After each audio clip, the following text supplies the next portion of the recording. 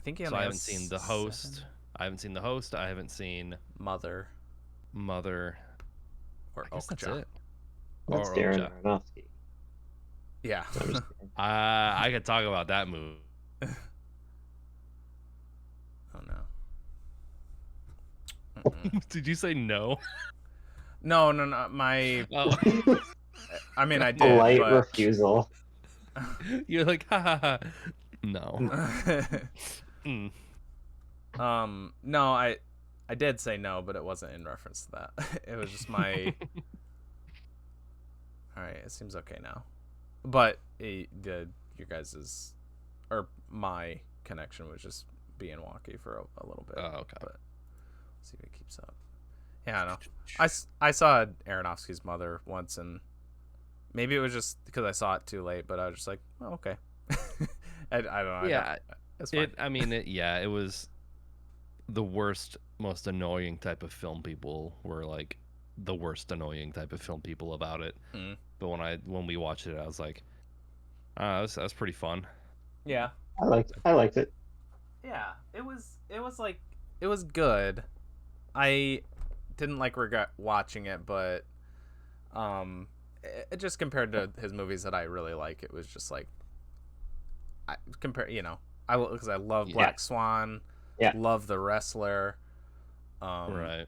love Requiem, and so when you have like that kind of, it's just like I guess Christopher Nolan's more recent ones. It's kind of like that where I'm like, yeah, those are good. Those are fun watches, but I'll never need to see him again. Sort Did of he thing. do Pie? Are you Yeah. including Dunkirk in that? In the new ones? Yeah. Get out of here. Oh my god. I could watch that 1,000 times. I love that movie. I would maybe watch Dunkirk again, but that's it. Like, maybe one more. Tenet I don't ever have to see again, really. I think I've only seen it 3 times, but I could watch it right now. Like it's Dunkirk the or whole Dunkirk. it's very that was the I've referenced this before on the show, but that was the Dunkirk was the Mank of the year that came out, where I was like, it was okay, but also it should win every technical award at the Oscars this year. But as a movie, as something that I enjoyed, it was okay, I might just be really biased because I like fell in love with that story before it was, made into a movie. Just like the Yeah. the circumstances of that are so phenomenal that like I would have loved the movie even if it was bad, probably. Okay. But it wasn't. It was really good.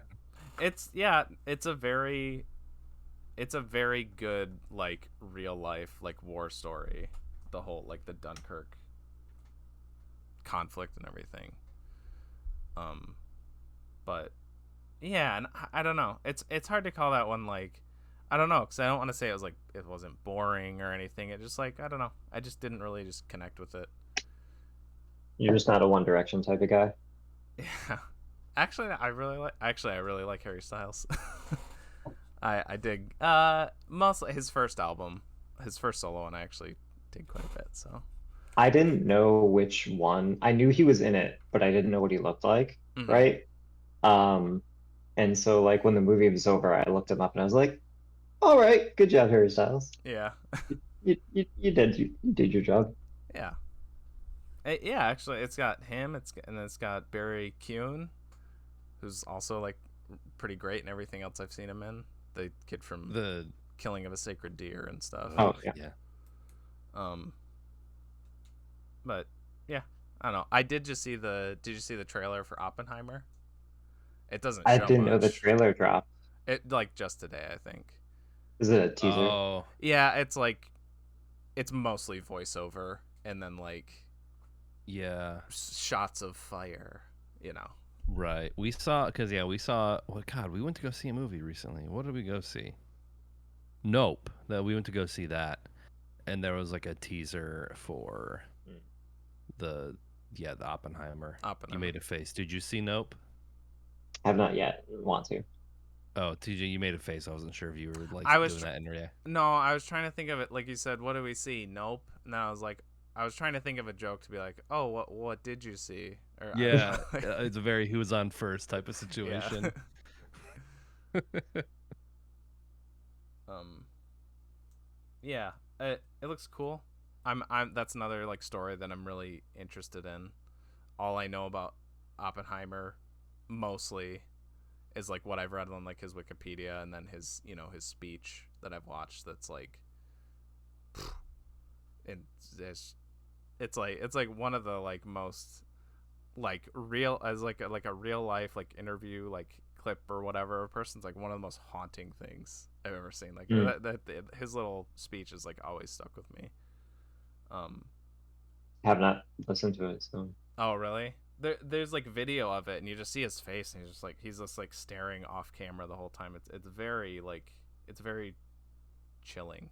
And it's not just the I am become death part. It's like everything. It's like I don't know. So, I don't know.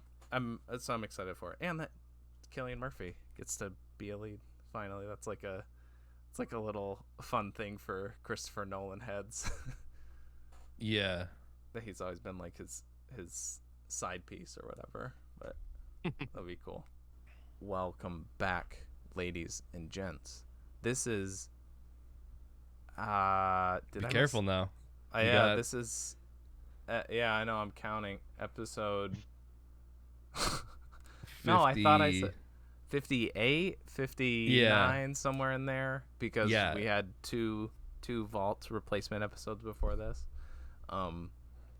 Whichever number it is, the show remains the same. It's There Will Be Duds, and I'm your co-host TJ, aka J Spot Jack Cheese, and with me as always I am Nick, aka Dr. Funk on Twitch, and with us as a special guest, as always, James.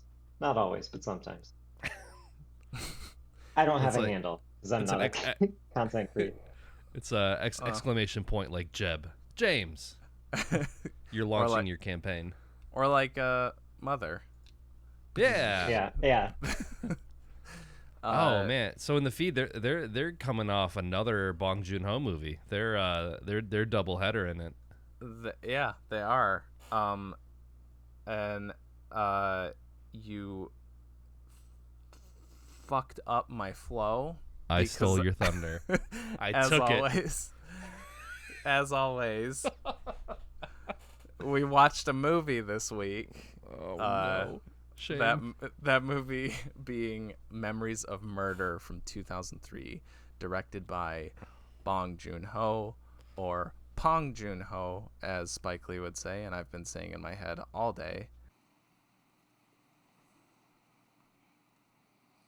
Pong Joon-ho! It is based on the real-life Hwaesong murders. Probably not saying that right. The Hwaesong serial murders in Korea, which are kind of documented as the first serial killings in Korea. And I will say at the time of the movie's release, this was a almost 2 decades old case that had not been solved. A lot of people say it's like the Korean Zodiac. And this follows a few of the detectives who kind of like lead the investigation into trying to find the killer. They get a bunch of different suspects that they each think is their guy. But yeah, spoiler alert, as in the real reality, the case had not been solved at the time of the movie. We can get into that later if we want. They obviously kind of come up empty-handed in the end, and yeah, that's it. It's about that and how much that sucks. So what we think of this movie? I did not expect it to be as funny as it was.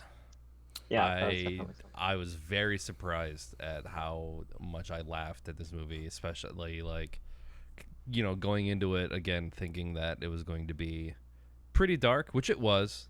like I was expecting more. I guess I was not to say that like David Fincher's Zodiac isn't funny in spots, but I think overall it's more sort of serious as opposed to funny. But I would say this is almost like, and again, same with like Barking Dogs, like shockingly funny for like, you know, it's pretty dark subject matter. Though I think Barking Dogs is probably meant more as a comedy than a drama. Definitely. But definitely a lot of drop kicks.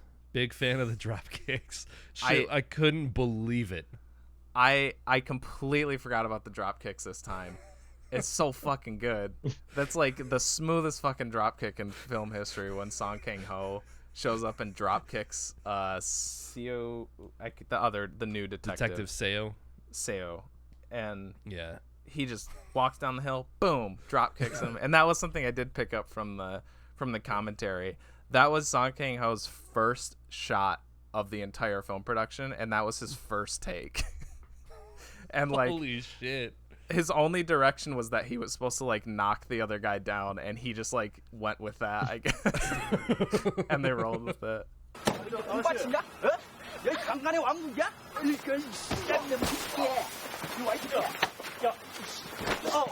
What's funny is that like Officer Park he's the first one to do it, right? But then his partner, Officer Cho, does it 3 more times in the movie. Like, he like took that and ran with it. He's like, damn, I like what this guy's cooking with. Yeah. And it's funny because when that happened, I like rewound it, and Kalia was like, "I'm pretty sure you rewound it last time we watched this too." It's so jarring and like unexpected. Yeah. Because like the beginning of that movie is so like, I'm sure we're gonna talk about it, but like the beginning of that movie with like the score and like the visuals of like the big open field, I was like, damn, this is gonna be like a very serious like noir style like film. And then when they're investigating like the body that they find, I laughed at this too. The first guy sliding down the hill and falling, and then like I think it's Cho that shows up, and he also goes to go down the hill, and he also like slips and falls in the exact same spot. Yeah. I was like, that's funny, right? It was. I wasn't sure how I was supposed to take it. I think I might have it like even the first time I saw this, I might have had the added benefit of this being the last or second to last movie of his that I had like not yet seen. So I was expecting that because I think he does that in like all of his movies, the balance of like comedy and drama, and it's honestly one of my favorite things about him as a filmmaker is that he's able to leverage the serious tone, the drama of like an actual like serial murder spree with these moments of comedy and not cheapen either of those aspects. They both work like in the same scene sometimes, and they don't really detract from each other. It's present in this, it's present in The Host, Parasite even. Okja is more of like a kind of fun adventure, but yeah, like all of his movies have that. And so I was like there for it. Like even in the opening scene, there's like he's investigating the dead body, and like it's not like laugh out loud funny, but there's like the kid mocking him and you know, mimicking his movements and his like head tilts and stuff like that. And you know, 에이마! 너 중요한 거니까 손 내면 안 돼! 이거 중요한 거니까 손 내면 안 돼!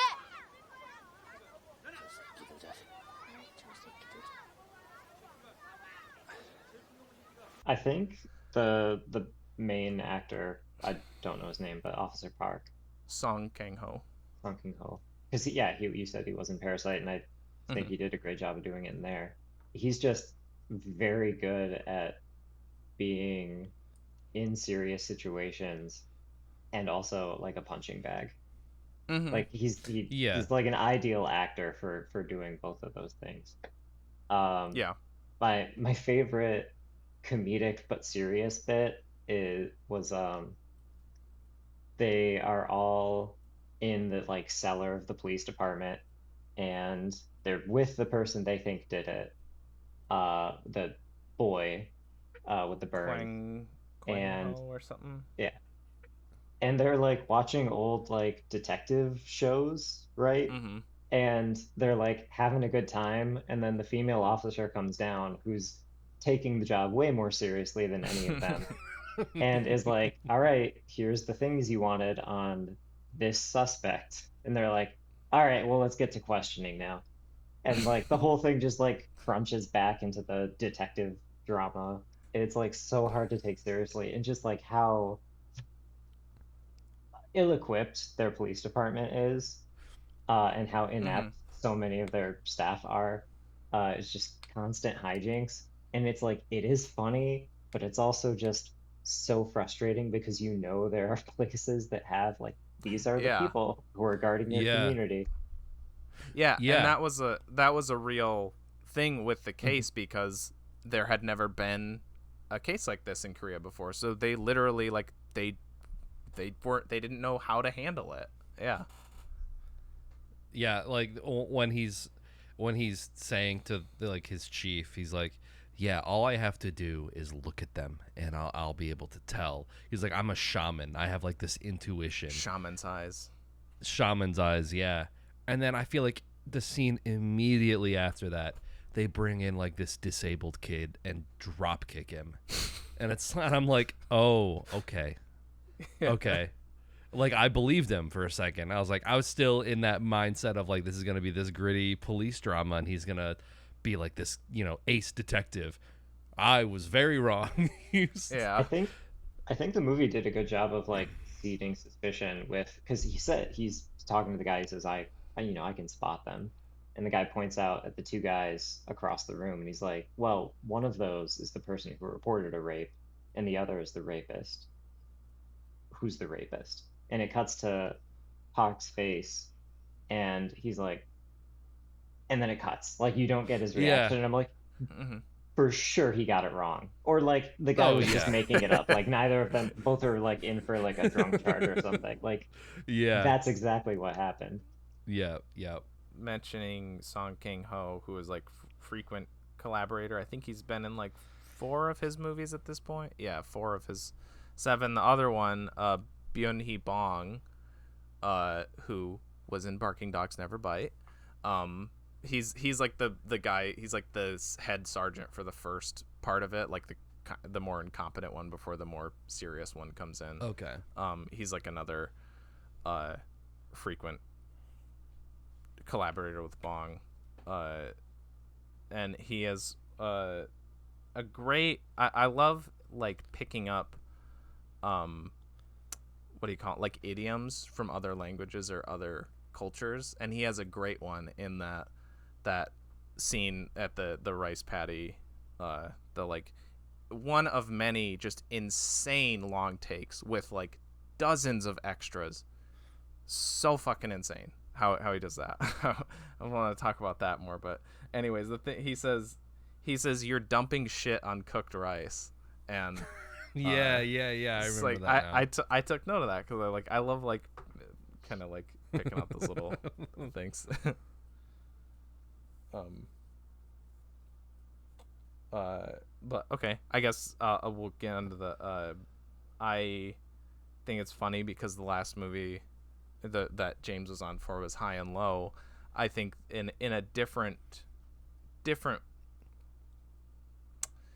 I don't know. I don't know how to say it, but those long takes did kind of, and he always has kind of been reminiscent of Kurosawa. Maybe is why he's Bong Joon-ho like might be my favorite like contemporary director, like making movies right now. Arguably, I'd have to think about that really, but he might be. But yeah, that was the first thing when I first saw this movie that just like blew me away. The way that he handles tons of extras, gives like them all things to do. There's so much to see in these long takes or these big group shots, and the other like director that I think does that like kind of like on the same level or whatever is Kurosawa. It's very like high and low like that, the crazy blocking and staging of all the different characters and stuff, and yeah, it's really impressive. Yeah.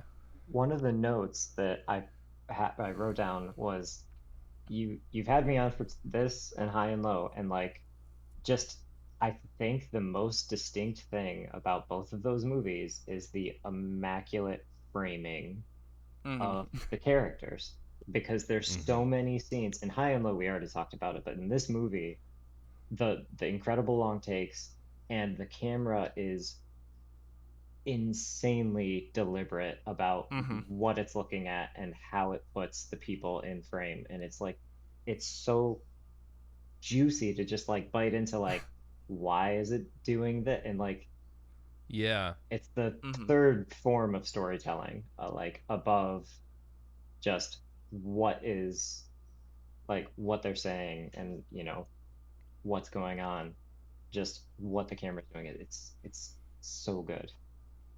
Yeah, the scene that comes to mind is when they are interviewing, I think his name is Park. He's the soft-handed guy who has been requesting Sad Letter. And that Hyung-gu.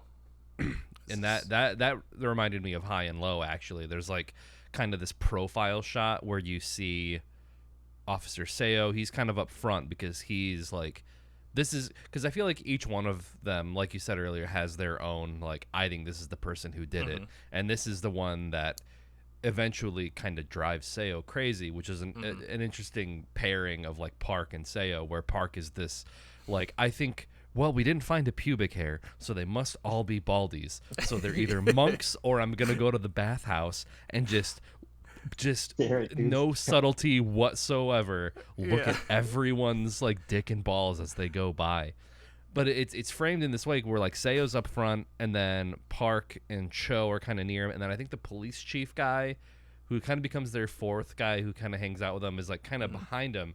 But it's this really, it's like kind of like this dimly lit shot, and it's like their side profiles, and then it cuts to like Park's angle, and he can, and like, you know, Seo is like close right up here, and like, yeah, they're just like they're blocked so perfectly that I remember, you know, when I was watching it, noting that, I was like, holy shit, this is, it makes me think of the scene from like Twin Peaks when like the four guys kind of, oh yeah they what do they call that? I don't remember what they call themselves. I know it's like in like the second or third episode or whatever. Yeah, and it's like you see like Cooper and they're all their like side profiles, and they just kind of stand like that. It's like, I love that shit. But yeah, that was a really good instance of blocking. There were two others that like come to mind immediately. There's the one in the restaurant where it's like after a lot of stuff has gone down and they're talking, they're kind of dejected, and they get into this big argument, and like the camera's just zooming in and zooming in, and it's all about these two and their third partners like in the background, and then the police chief, like, 2 minutes into a oneer, he just flies up from the table and he's like throwing up.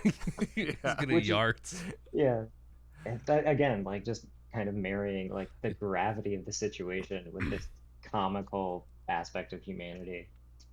But then like they go to the other, it's not like a restaurant, but it's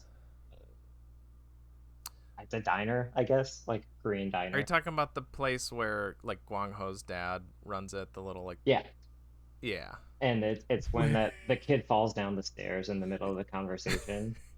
Like, he sleeps in weird places. Like, that's also just the camera's in the perfect position, and it just gets everything it needs to, and you get so much character from it. Yeah. And like, well, like you guys said, like in those examples too, it's like the like use of depth too. Like even that is like great. Like, I guess we're just rifling off our like the good black scenes, because that is a really impressive part. There's the part where they're in the woods with Gwang-ho, and they're like digging his grave, and you've got like the three guys in the foreground, and then you have Seo in the back, and you see him like listening and like taking notes, and just the way that it like plays with that a lot. And then I think I can't remember if it's still the first sergeant or if it's the second one that shows up, but there's like a scene where they're all talking, I think at the little ditch thingy where the first body was found, and they're kind of going over their notes and stuff, and Seo and Park are like kind of arguing over or they're trying to kind of like be like, yeah, this is the evidence that I found, Chief. He's like, yeah, but this is what I found and stuff like that. And the camera like very like subtly just kind of like keeps shifting, like it's giving that person more sort of like weight in the scene, like as they're kind of like pulling the Chief's attention or whatever and stuff.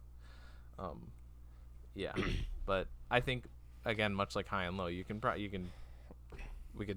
fill the entire conversation with that. Yeah. Yeah, it's just so impressive. Yeah, when I was done watching it, it turns out there's actually a Every Frame a Painting YouTube video about this movie in particular for that kind of stuff, and they did. That's funny. They did notice that like in a lot of those early scenes with Seo, he's there, but like you said, he's like taking notes and like listening and like kind of witnessing the brash way that the other two, essentially like try to Brandon Dassey this kid and convince him that he actually did commit these crimes, which it's like it almost makes you like I think if it wasn't for the actor, Song is his name, if it wasn't for him, for his like the way that he presents the character and the way that he acts, it's like you almost are like, this guy's a piece of shit. Why would I want to be rooting for this guy? But the way that he portrays the character and the way that he emotes and speaks, you're almost just like, yeah, but he's like, he's a good guy. He's a good detective. And that's what, like, that's kind of the characters he plays in, like, all of, I guess I would say Snowpiercer. His character's a bit more, I mean, Snowpiercer is just more of like a kind of not as deep movie, I'll just say. Yeah. But the other movies that he's been in of Bong's, like, that's kind of like all of his characters are like kind of shitty, but like the way that he like plays them is it adds a sort of I don't know, like he adds like a layer of sympathy to the character that really allows you to like connect with them or whatever, even when they are being shitty. And that's just a testament to just how fucking great of a subtle actor that Song Kang-ho is.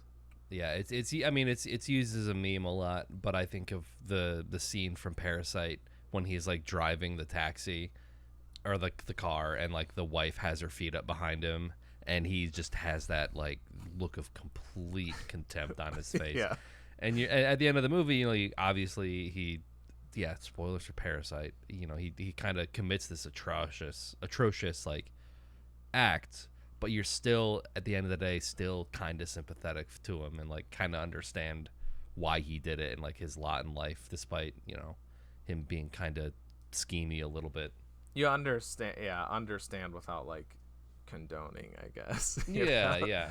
You're like, maybe I wouldn't do this, but I kind of get why you did. Yeah.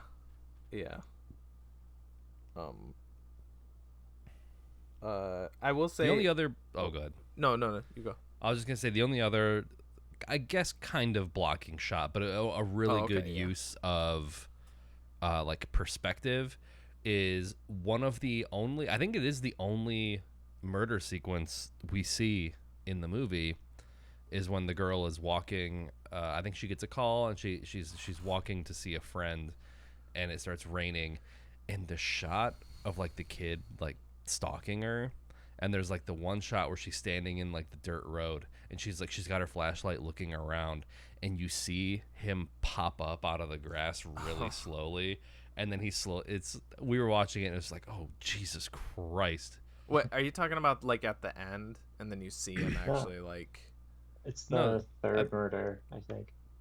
You're talking about where is that the one where she starts running and then he like it's like jump scare. Okay. But like before that he slowly pops up out of the grass, and it's so unsettling. Yes. Okay, I was just thinking of the shot where he pops out, and I was like, that's not slow, but I know what you're talking about now. Yeah. I wrote down Babadook vibes. Like, he's like fully in focus, and you just see this little shadow go like whoop, right out of the grass. Yeah. It's good.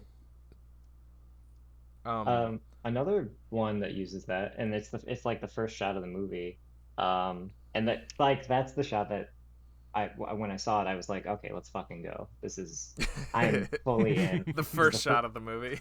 I guess Oh, this is yeah. because the first shot is like the Oh, okay. kid in the grass, and And he's looking at the grasshopper, and he pulls Yeah. a grasshopper off the grass, and he's just holding it and looking at it.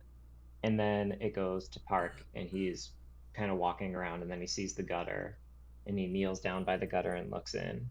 And at first, the camera is on a grasshopper, and you don't see what it's on. And then it like focuses into the background, and you see it's a corpse. I was like, okay, yeah, this is where we are. All right. That's my ball. God, I just want to go watch it again now. Yeah. So, I don't know when we want to bring it up, but I have a rant that I want to go on at some point about how fucking influential this must have been to so many American directors. Because like every 5 seconds, I was like, "Oh shit, this is that. This is like." I like watching this now for the first time. It's like there's this instinct to be like, "Oh, you're ripping off Fincher," and like especially Fincher, but like all these other things. Like, no, you came first. So like the color correction, the way that the camera moves during the crime scenes, a lot of the lighting, a lot of the transitions between scenes. Like you both said Zodiac already, but I was like, this is like Zodiac is soaked in this movie. Like, I mean, both the movie making and also just like the whole concept of the story too. But you can't really say that it's ripping it off because, hey, technically Zodiac did it first because that was in the '60s. But I will say, well, while you're thinking of maybe more things to rant about, I mentioned like the soundtrack earlier, and through a little bit of Wikipedia digging, I found out that this score is composed by the same dude that scored the very first Rurouni Kenshin movie. Oh, nice. He's a Japanese composer, but I noticed his name was Japanese. Yeah. The first song and like the intro of the movie, I was getting like Studio Ghibli vibes from like the score. It had that sort of I've seen it described as like the Ghibli chord, which like the way that it's like they add like a bunch of 9s and 11s to the chord to give it that sort of like ethereal, like pensive sound. And that was like that was my moment of like, okay, I'm in this. Was the imagery of that first scene of the field and the kid with the grasshopper, and then when it transitions into like the title sequence and that score starts playing, it's gorgeous. I love it. It's very haunting. Yeah, that was a note that I was gonna bring up, is that the music was one of the things I wasn't always kind of in love with. For the most part, it hits, but there's just a couple times where it goes into like 90s like Heat kind of music, like horns and like that kind of stuff. Mostly I think that was most prominent during like the opening few scenes. They do that a couple times, but all the the more subtle kind of like creepy background music I really liked. That was just the one thing where I was like, it just kind of took me out of it a little bit. I was like, eesh. Are you thinking of like the scene where they're chasing the is it illegal to jerk off guy? Maybe maybe that music is like a little intense, but no, I'm talking about like really early on. Like I think one of them is during the title sequence when you see the title like paint across the screen. It's just like it's very like I don't know. Oh, that might be the Ghibli sort of ethereal type music that you're talking about, but no. Cheesy 90s rock is the ethereal Ghibli music. Yeah, we cannot be talking about the same thing. Okay. Yeah, maybe we're not. I think I know what you're talking about. It's a jarring, like, it's really jarring. Yeah, it definitely feels like out of place rock music, and I think that's the only thing that dates like the the vibe of the movie is those little instances of like that contemporary music. Yeah, and it's just really weird when it is included because it's more sparse and it's just so different from the rest of the score. Yeah, I feel like it's only like 2 times. Yeah.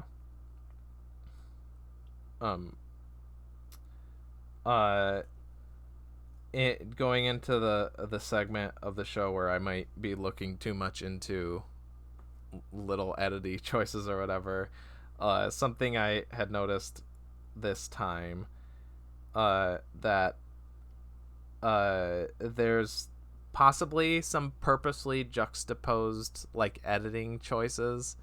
Like there's the part where Song Kang-ho's saying, "Oh, I got shaman's eyes. Okay, tell me who the rapist is." Immediately cut to him having sex.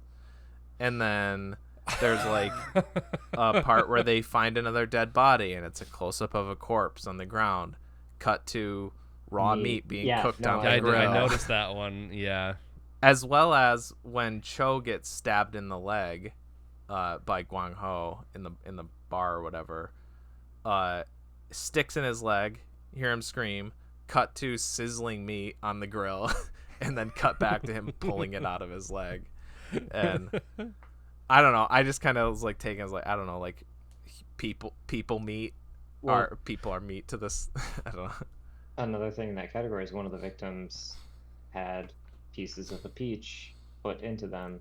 Yeah. So, I think that's definitely a motif. Yeah.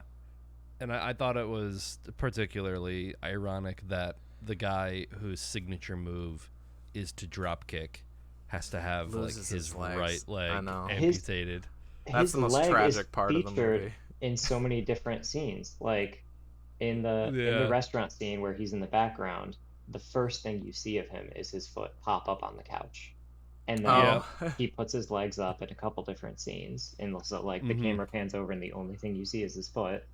And then like, yeah, you're right. He's constantly kicking people, either drop kicking them or as soon as every fight he gets into, as soon as the person gets on the ground, he starts kicking them. Yeah. So like, yeah. Or like he puts that cloth over his shoe so like it either like it doesn't scuff up his shoe. Yeah. Yeah, that I mean it actually all goes back to the drop kicks. Like the whole reason that he like keeps his legs up and stuff, it's like exercising and like, you know, keeping it elevated. Constantly training, more force. He's like reverse Popeye. Another thing that I really appreciated, and I was like thinking about it, but it didn't really like hit me until it jumps forward in the future after it's like a 7-year jump. Yeah, or something. The way that it portrays like Korean life in the rural area that they're in, with like traditional housing, sliding doors, lower, eating areas and smaller eating areas, and then like, it's like so much about just cultural background, Korea, like. The civil defense drills that the students have to do. It's just like straight out of 1950s America, like bomb, like hide under your desk because we might get nuked. Like that's a thing they had to deal with. But then it jumps to like 2003 Korea, and it's in a very American style home with a huge table, and they're all kind of further apart, and very interesting to note the difference of that. And maybe that's something that like if you're Korean, it's like, yeah, of course, it's like the American 80s versus the American 2000s, very different styles of things. But I had never even thought about that. I thought it was pretty good the way that he sort of brought that to the forefront without, I guess, being like heavy-handed about it. Like as the movie's going on, I'm thinking of the scene with like, there's like, oh yeah, the president's coming into town, and it immediately smash cuts to them just like throwing shit at his vehicle and like, like the way that he says it, you almost are like, oh yeah, there's gonna be like a parade or something, but it's like, no, all these dissenters. But yeah, I thought it was interesting the way that they sort of contrasted those two things. Yeah, They that's bring something I up hadn't thought of that I really like. they bring up America a couple other times because like when Seo gets there, they call him a hotshot because he's from Seoul, which is the most populous city in Korea. Mm-hmm. But like he just keeps saying like, we don't need detectives like you. Like Korea can police itself in small communities. Like you're what they have in fucking America. Get out of here. Uh-huh. And then they end up using the American forensics kit Yeah. at the end of the movie. Mm-hmm. Yeah. Yeah, that also is like just nuts. Like another like crazy thing to think about. They just like they couldn't even do DNA testing in like this was like probably I think it was 89 was like the end of that, before the jump to 2003 or whatever. Right. But yeah.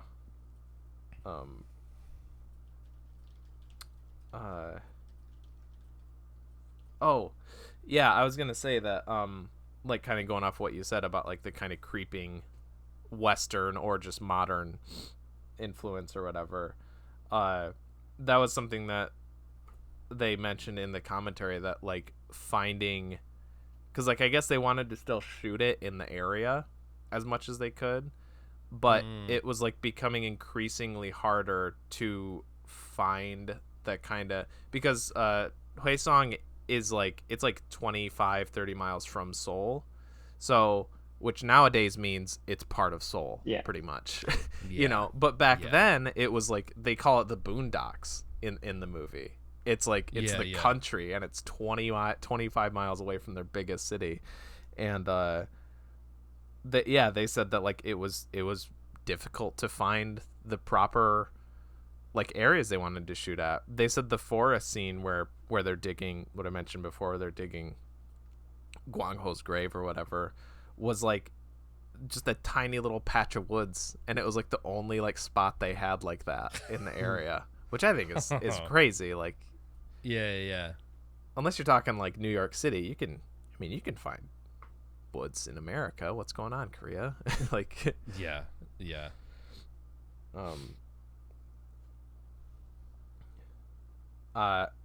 If you guys don't have anything, I'm kind of like I'm pausing to let you guys go, but if you guys don't have anything, I think it would be cool to kind of touch on the real case for a little bit before we wrap it up.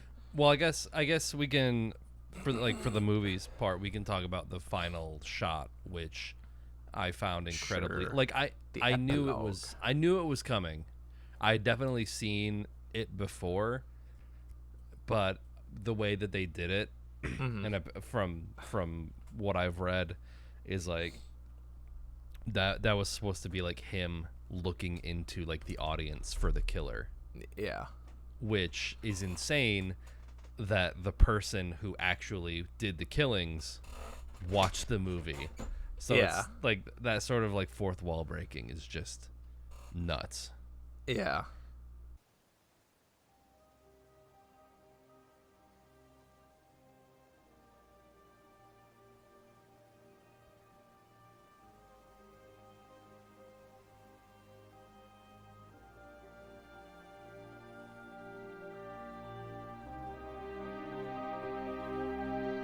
And that's the thing, is like he's got to be boring as shit, because I read that too, that he said that he saw it and he said, I felt nothing. I feel like it could be because he's a psychopath and he's a serial killer. Sure, maybe he has completely detached from his emotions, but like at least the ending, how could you not be like, whoa? Like even if it'd be like, that was pretty cool because that was me and he's looking at me.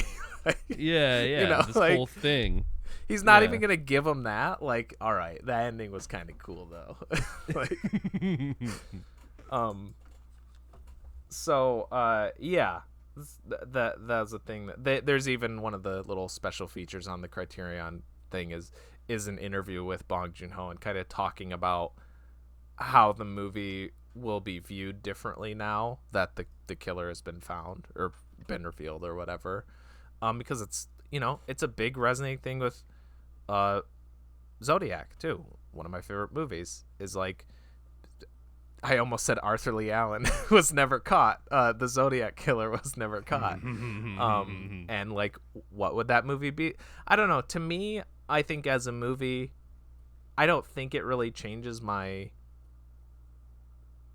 intake of the movie. Like, outside of it, I can kind of think and be like, okay, but I don't think if the Zodiac killer, for instance, was revealed, I don't think it would change my enjoyment of the movie, because for the people in that movie, many of whom have been dead to them, that's the ending. That's how it ends.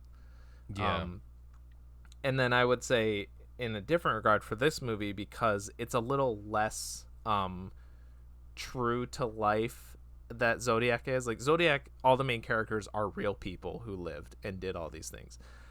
I don't believe the cop characters, at the very least, are based on real people, and if they are, he makes the two leads like complete fucking idiots. And like, for instance, Kang-ho wasn't a real person, but there was a suspect who was like mentally challenged, who actually was convicted for one of the murders and spent 20 years in jail before being released. There's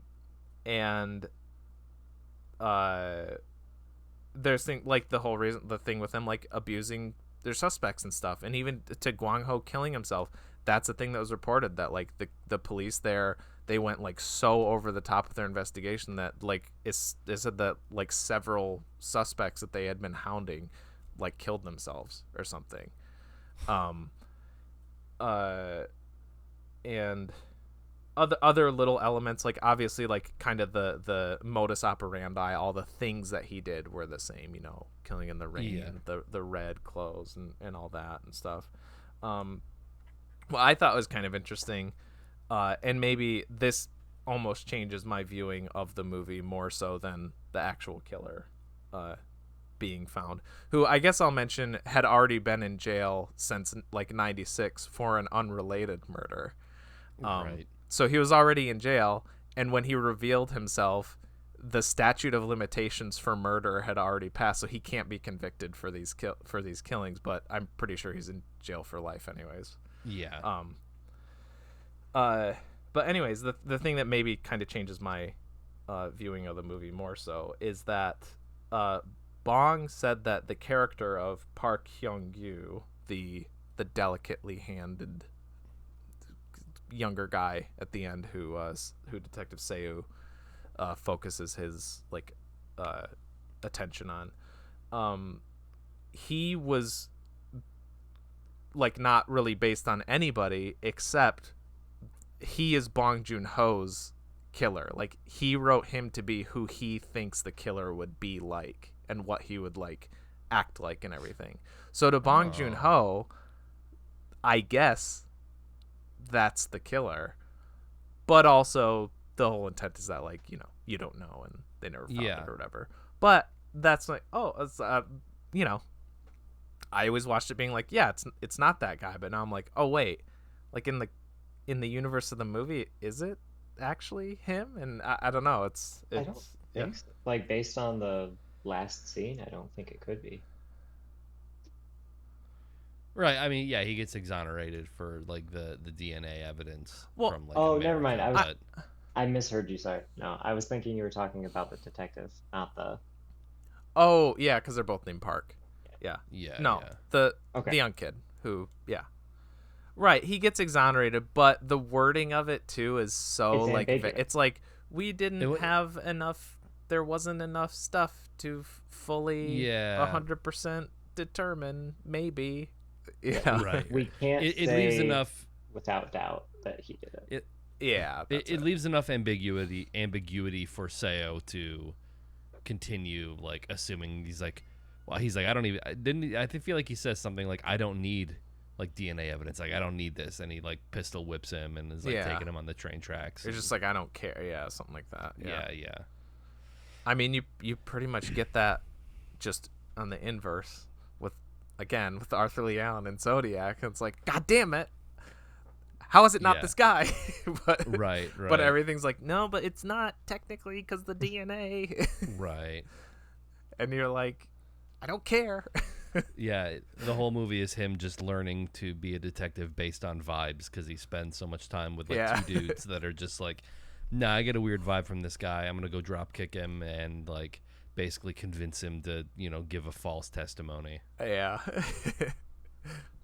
I like that his like vibe method worked once, and even like Seo was impressed by it when they're in the quarry and he spots the guy that was running from them by his underwear. Yeah. That's totally he was how like Park so was, smug too. He's like, yeah, see, I know some things too, huh? Yeah. That was probably I don't know if that was meant to be funny, but that was like the biggest laugh was when they have the dude and they're interrogating him and he's like, what? He's jerking off a crime. Yeah.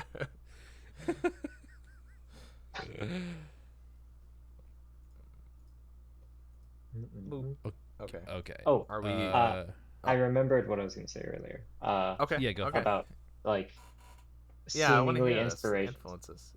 So Zodiac definitely number one, but Bak Kwang-ho, the kid with the burn face. Oh yeah. His whole arc feels like it's almost ripped wholesale and put into the movie Prisoners. Oh, the Paul Dano character. Mm-hmm. Yeah. Right, yeah, and Hugh Jackman totally see that. just keeps like beating on him, and he's convinced that he did it. Right, there's so many similarities there. Yeah. That's a good pull. I never even thought about that, but I totally see that.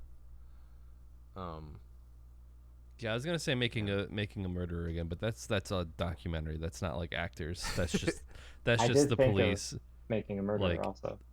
Like abusing that kid and trying to like get a false confession out of him at all, like no matter what, at all costs. That story was happening, like the actual that was happening around the same time. Yeah, so that's a good point. maybe those detectives in Wisconsin saw Memories of Murder, and they were like, this is the way to do it. I like this guy. Work. They're like, that Song Kang-ho is a really likable actor.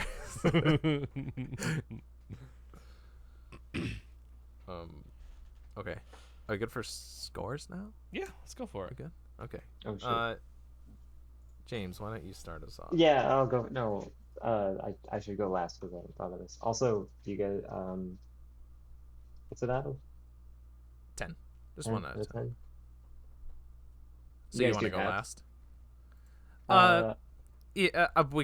We flip flop. If you want to, you can. You guys did your I've decimal heard you points. talking about how you try to avoid doing it. Yeah, I have, and then like the next episode, I'll be like, yeah, fuck it, I'll just do decimals again. I'll commit. I'm good. I'll commit to a whole number. I'm gonna say mine is a 9. I did love it. Like start to finish, absolutely enthralled. I appreciate everything they did. Like to heighten the art of it as just like a piece of cinema. It's amazing what they were able to accomplish and how they were able to make it look. And I appreciate how influential it was. Didn't connect personally enough to make it a 10. There's an X factor for me with my 10s, and it just wasn't there. But absolutely would not be surprised if somebody told me that this was their favorite movie. I'd go, hell yeah, all right. Yeah. Nice. I am also sitting at a 9 for this. I kind of knew that it was similar. It was like a kind of like South Korean Zodiac. I knew it was like about these two detectives that eventually just kind of get lost in this case and obsessed with it.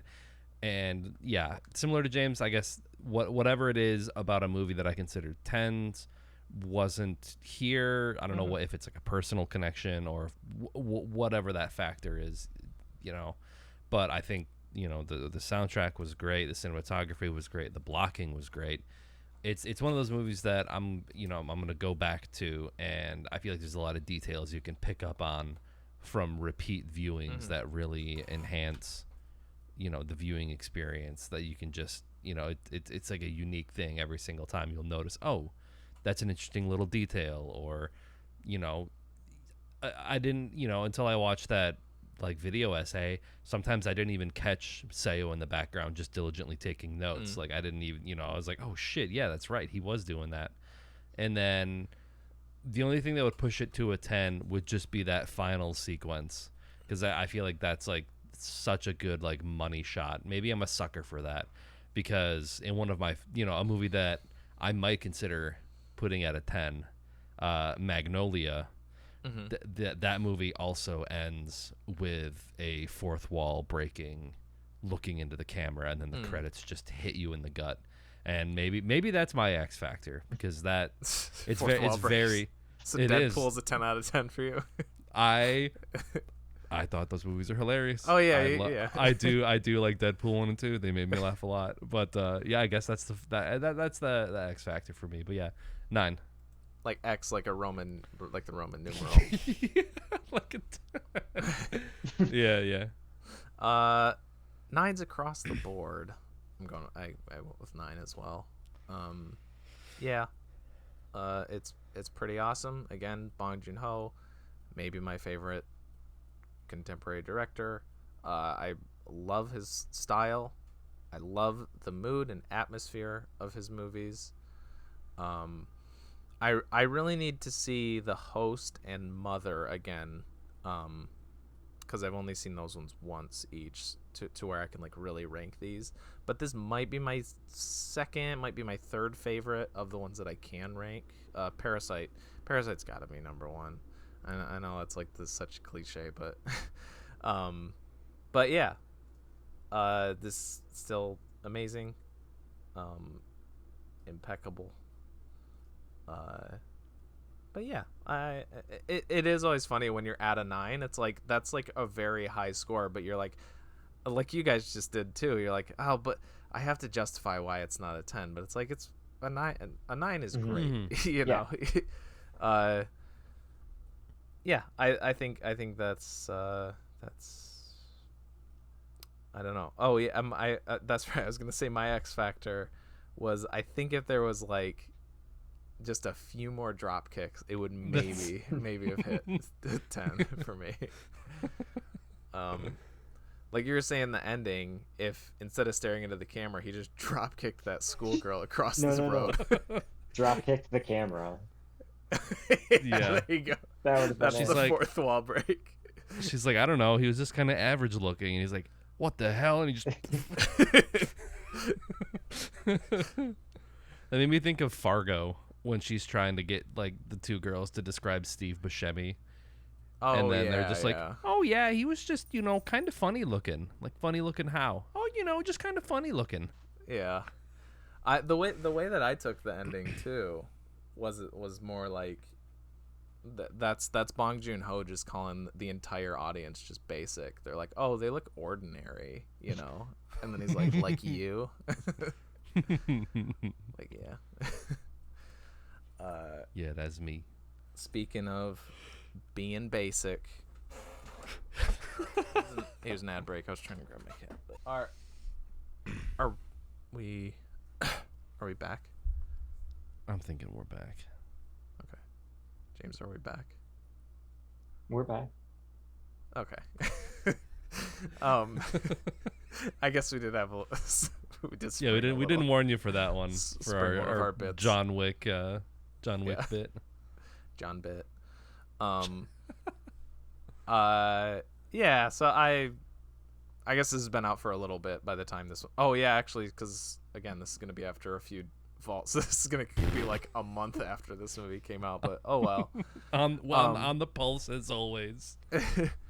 The only thing I had to bring this week, because I saw the new Thor movie as our resident Marvel bad boy. I saw the new Thor movie, Love and Thunder.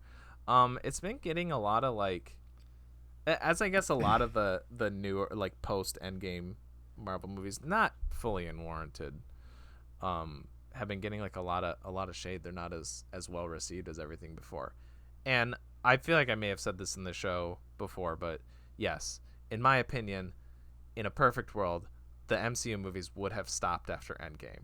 That's where you should have ended it.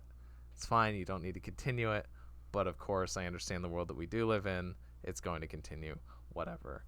But I thought it was fine. I thought it was nice. It was like between a 6 and a 7 for me, I guess. I love Chris Hemsworth is a really charismatic, great, like he's just like such a great person to play that character.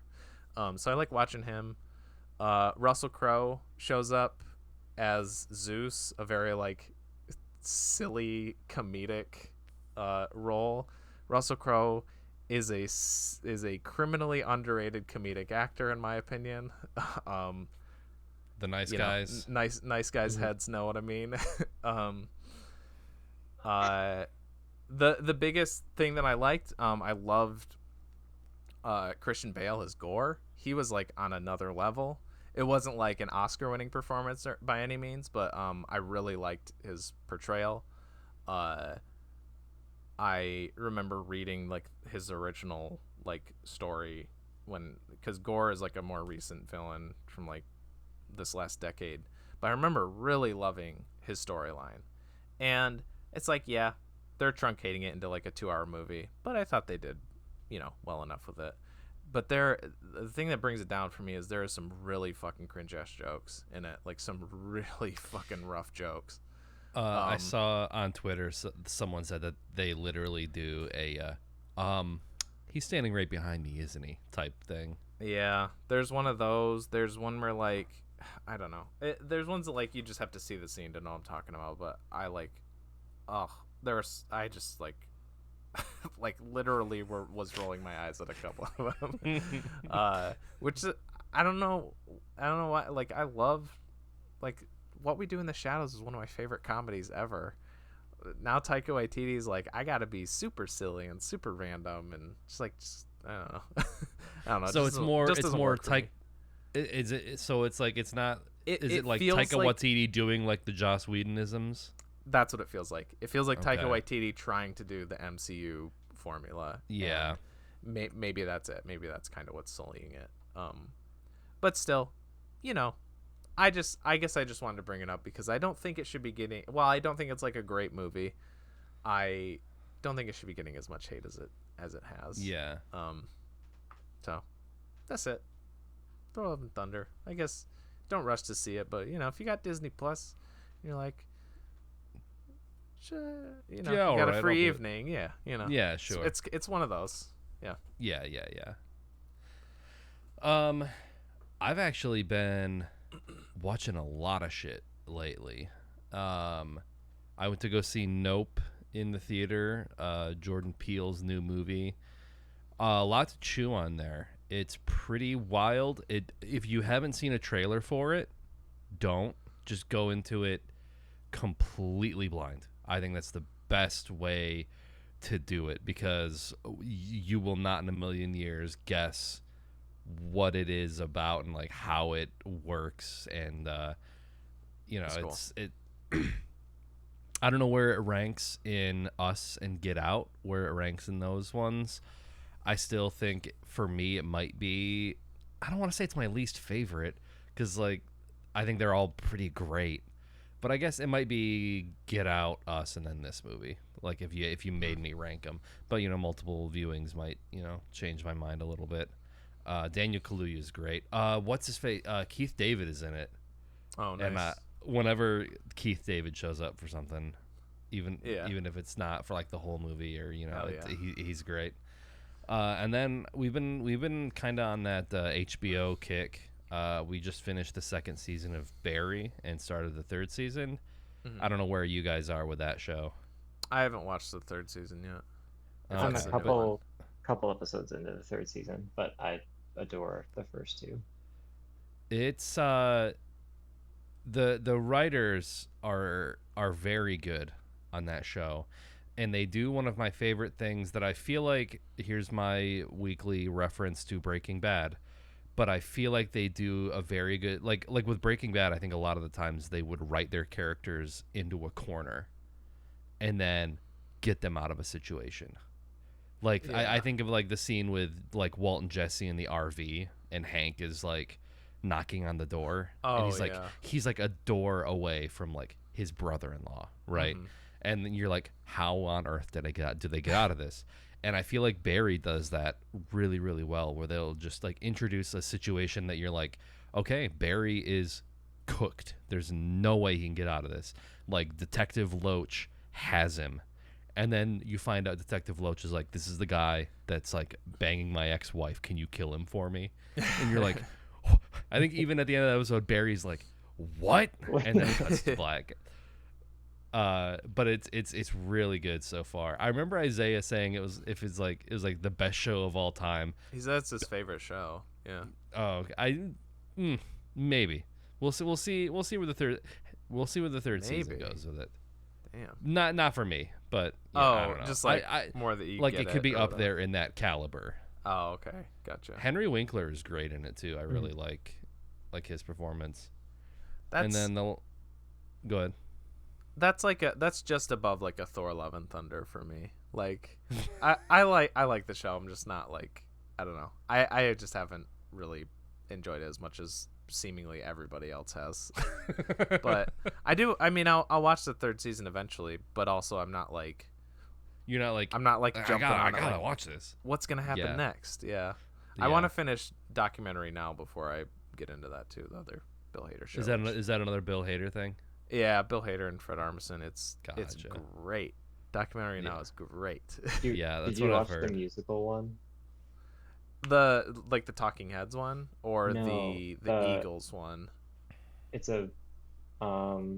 it's like a cast recording for a musical that is not going to be on Broadway. Yeah, like the show got canceled. Yeah. It's funny. I only have like a couple episodes left in the third season, and I think there's going to be a fourth season, which is cool. But I will say the show is like immensely better if you've seen the documentary that they are spoofing, but it's still good if you haven't. Oh yeah, they did a Grey Gardens one, right? Yeah.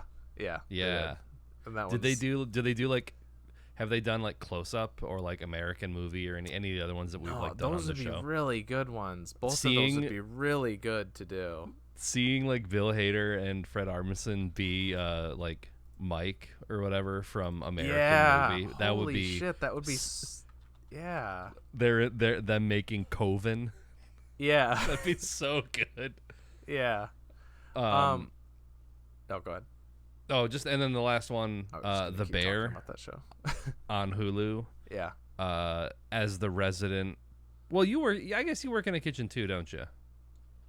Yeah. But this show is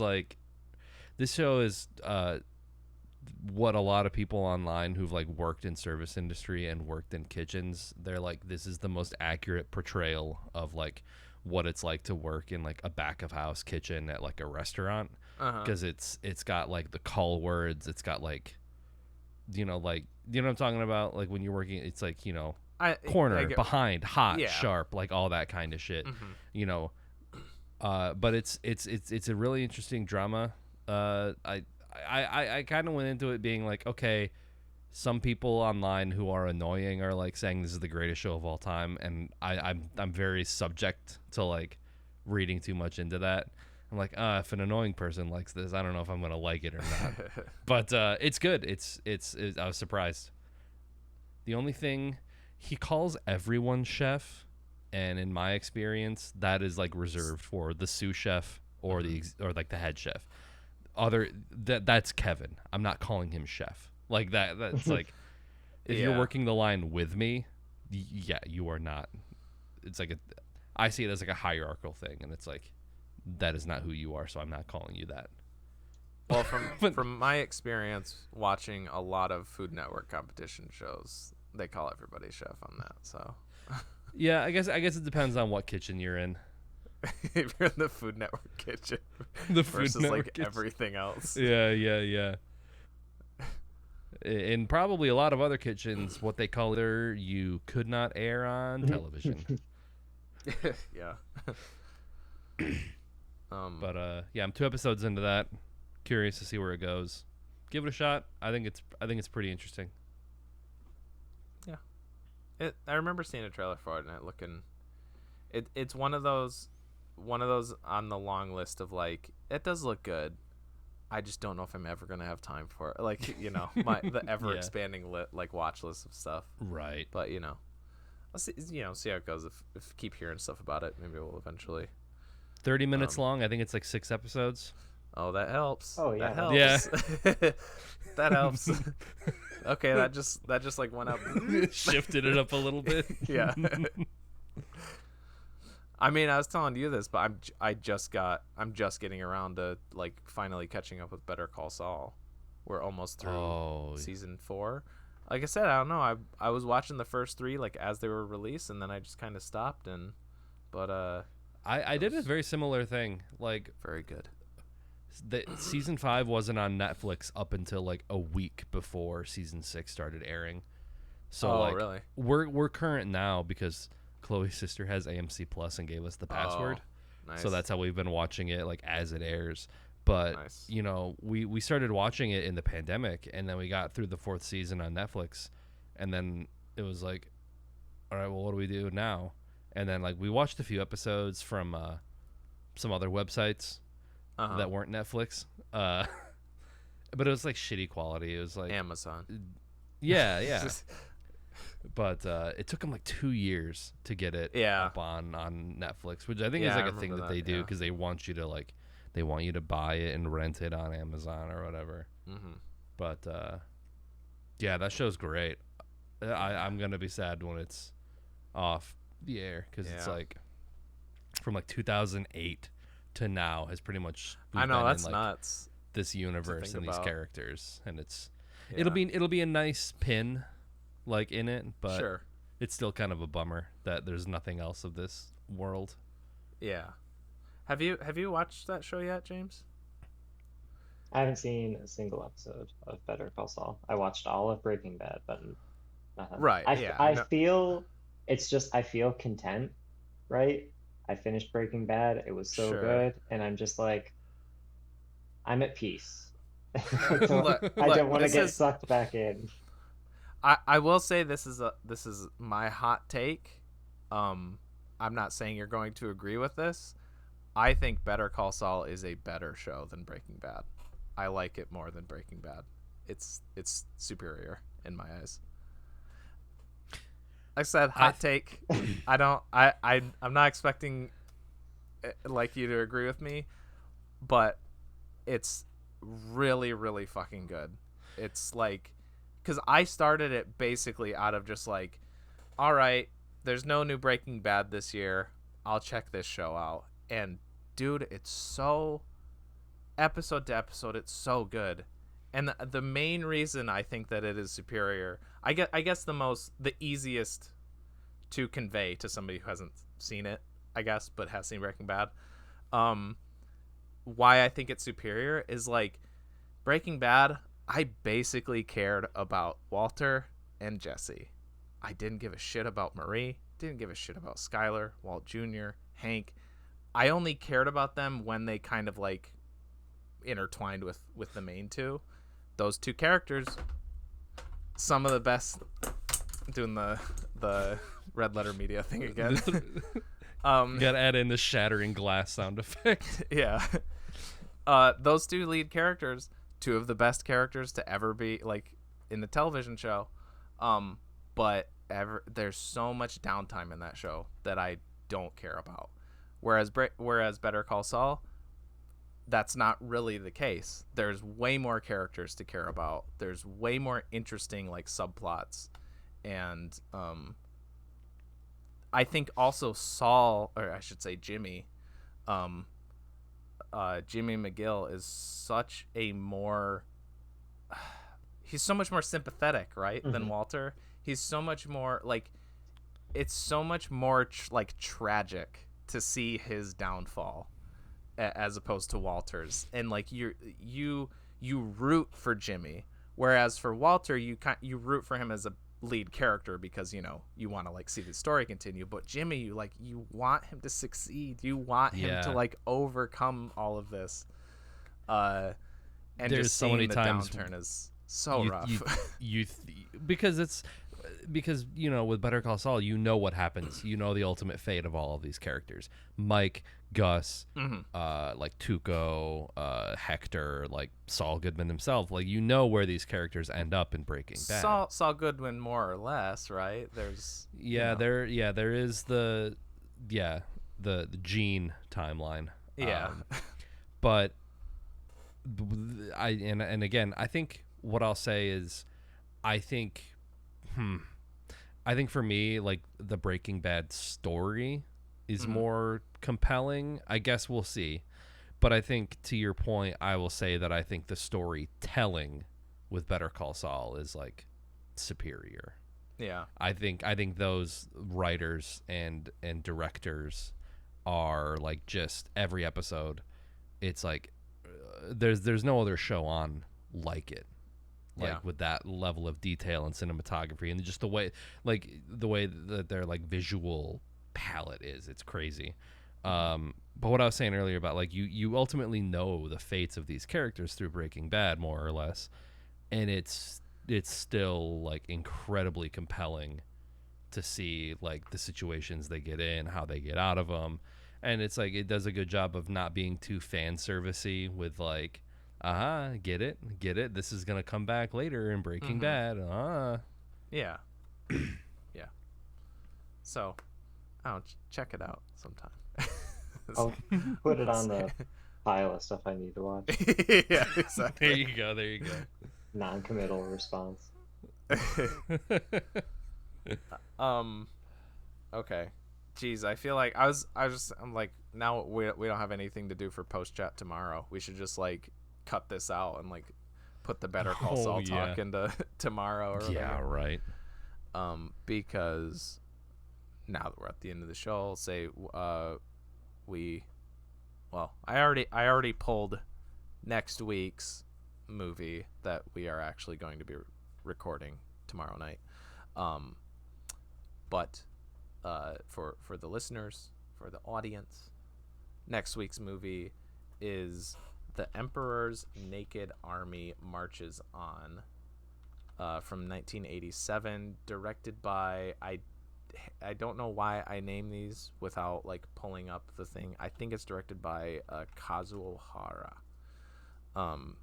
It's a documentary about war crimes, so it'll be another really fun one.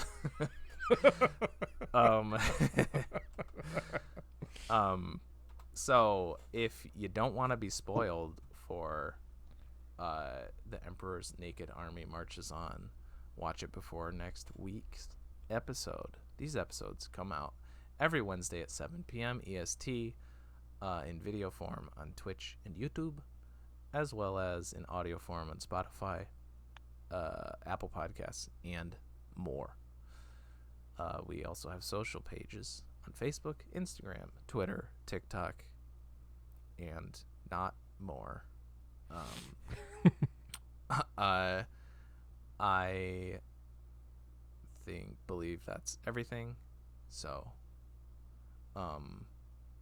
I knew I was gonna forget. I meant to like place down, like our bed duvet like on the floor, and then my sign off, I was just gonna like get up and drop kick the ground.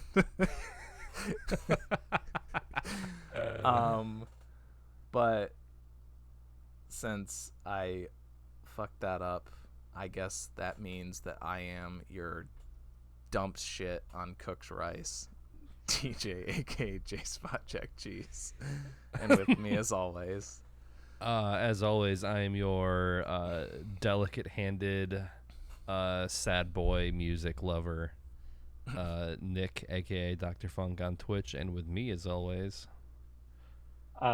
is the only competent and underappreciated office worker trying to get things done, James. James. I had to Exclamation. the exclamation point. Yeah. All right. Bye-bye. See ya. Bye-bye.